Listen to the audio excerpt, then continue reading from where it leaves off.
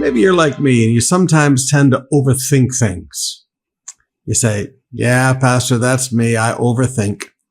Well, we all do that. And sometimes we overthink the plans of God, and we keep asking questions why when, you know what, there are no real answers to the why. I want you to look at two of our texts today, both Proverbs and Luke 23. And I want you to see how in both of these texts we begin to see there's no need to overthink the plans of God. Proverbs 20, verse 24. The Lord directs our steps. So why try to understand everything along the way? Oh, that's hard, diba. So why try to understand everything along the way? Now, we've studied a lot about how God directs our steps recently. But if we really believe He directs our steps, then do we really need to understand everything along the way? Or can we just accept God has directed my steps? Can we just accept the fact and trust the fact that God has directed our steps? Now think with me in that first Holy Week from Luke 23, verse 26. As they led Jesus away, a man named Simon, who was from Cyrene. Now he's traveled to Jerusalem for the Passover.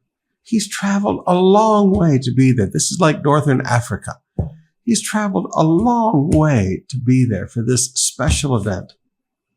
He's come for the Passover. A man named Cyrene happened to be coming in from the countryside. The soldiers seized him and put the cross on him and made him carry it behind Jesus. Now, we know that the soldiers had that right because Jesus had to teach the people. They lived under an occupation army. He had to teach them. If they make you go with them 1 kilometer, go with them 2. He had to teach them about their attitudes. So here is a man, forgive me, being made subject to Roman law. He's come to worship God at the Passover, and he is forced to carry a cross of a man he doesn't even know. They made him carry it behind Jesus. Now, Simon the Cyrene could have been very upset that he was forced to carry that cross, and probably if he was like me and you, he would have been really upset about the inconvenience because he's there for the Passover. He's there to go to the temple and offer sacrifice at the Passover. He's traveled a long way to get there, and now he's forced to do this. Okay, yes, it's going to be over in a few minutes, but he's forced to do this. Could he just trust that God had directed his steps?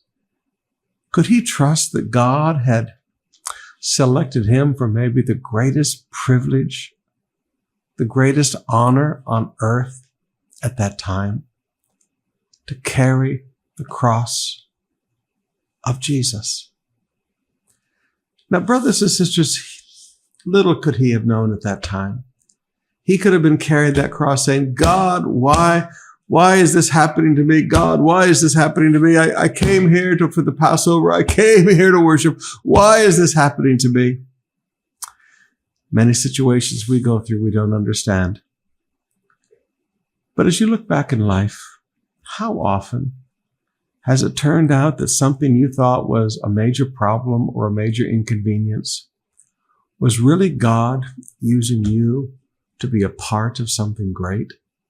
Was really God using you to be a blessing to help others? For the rest of this life, this man realized, I carried the cross of Messiah. I carried the cross of the Son of God. I did something special for Jesus. God allowed me to be a part of something very special. Sometimes, brothers and sisters, as we go through a difficult stage, rather than try to understand everything along the way, let's just trust that God directs our steps and focus on the destiny and the destination that He's bringing us to.